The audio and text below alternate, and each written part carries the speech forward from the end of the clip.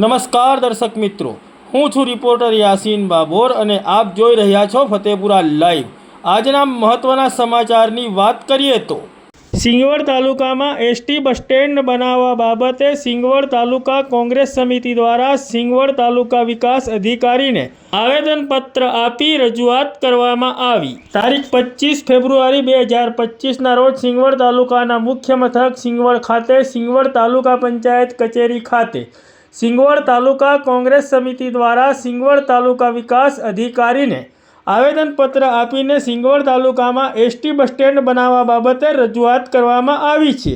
સિંગવડ તાલુકા કોંગ્રેસ સમિતિ દ્વારા આવેદનપત્રમાં જણાવ્યા અનુસાર સિંગવડ તાલુકો બન્યાને ઘણો સમય વીતી ગયો છે, તેમજ મુખ્યમંત્રીએ પણ સિંગવડ તાલુકામાં બસ સ્ટેન્ડ બનાવવાની જાહેરાત કરી હતી, પરંતુ સિંગવડ તાલુકામાં આજ દિન સુધી બસ સ્ટેન્ડ બન્યું નથી। સિંગવડ તાલુકાની જનતાને ખૂબ જ તકલીફ પડી રહી છે। વાહન વ્યવહાર માટે પીપલોદ અથવા સંજેલી જવું પડે છે। વારંવાર રજૂઆતો કરવા છતાં કોંગ્રેસ દ્વારા કરવામાં આવતી આ જનહિતની માંગણી સ્વીકારવામાં આવતી નથી। તેથી તાત્કાલિક ધોરણે સિંગવડ તાલુકા કોંગ્રેસ સમિતિની આ માંગણી સ્વીકારીને જનતાને એસટી બસ સ્ટેન્ડની સુવિધા પૂરી પાડવામાં આવે તેવી સિંગવડ તાલુકા કોંગ્રેસ સમિતિ દ્વારા આવેદનપત્ર આપીને રજૂઆત કરવામાં આવી છે। આ વેળાએ સિંગવડ તાલુકા કોંગ્રેસ સમિતિના કાર્યકારી પ્રમુખ રમસુ હઠીલા તેમજ કોંગ્રેસના યુવા નેતા જયેશ સંગાડા તેમજ સંજેલી તાલુકા કોંગ્રેસ સમિતિના પ્રમુખ દિનેશ તાવિયાડ સહિત સિંગવડ તાલુકા કોંગ્રેસ સમિતિના વિવિધ હોદ્દેદારો ઉપસ્થિત રહ્યા હતા। 30 વર્ષના શાસન બાદ પણ વિકાસના બણગા ફૂંકતી આ ગુજરાતની ભાજપની સરકારને અમે કહેવા માંગીએ છીએ કે સિંગવડ તાલુકો બન્યાને ઘણો સમય થઈ ગયો છે। માનનીય મુખ્યમંત્રીશ્રીએ પણ કીધું છે કે પ્રત્યેક તાલુકે એસટી બસ સ્ટેન્ડ કરીશું એવું, છતાં પણ છેલ્લા 3 વર્ષ જેટલો સમય વીતી ગયો છે। સતત અમારી માંગણી હોય છે કે સિંગવડ તાલુકાને એસટી બસ સ્ટેન્ડ આપો, કારણ કે આદિવાસી બાહુલ્ય ક્ષેત્ર ધરાવતો તાલુકો છે।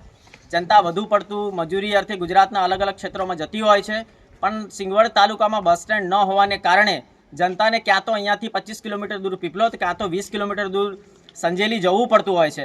તો આજરોજ અમે તાલુકા વિકાસ અધિકારીશ્રીને એક આવેદનપત્ર આપીને રજૂઆત કરી છે કે તાત્કાલિક ધોરણે સિંગવડ તાલુકાની અંદર એસટી બસ સ્ટેન્ડ બનાવો।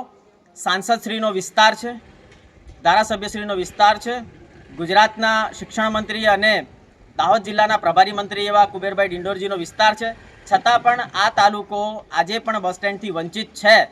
જ્યારે સમગ્ર ગુજરાતની અંદર એસટી નિગમને સૌથી વધુ કમાણી કરી આપતો જિલ્લો પણ દાહોદ જિલ્લો છે, જ્યારે અન્ય બિલ્ડિંગો માટે જગ્યાઓ મળી જતી હોય છે તો બસ સ્ટેન્ડ માટે જગ્યા શા માટે નથી મળતી? આ એક યક્ષ પ્રશ્ન છે। જીતેલા ધારાસભ્યશ્રી બે વખતથી જીતેલા છે, છતાં પણ એમને કોઈ રસ નથી, કારણ કે તેઓ મોંઘીદાટ એસી ગાડીઓમાં ફરે છે। જનતાને તકલીફ પડી રહી છે એમની અમને કોઈ પડેલી નથી।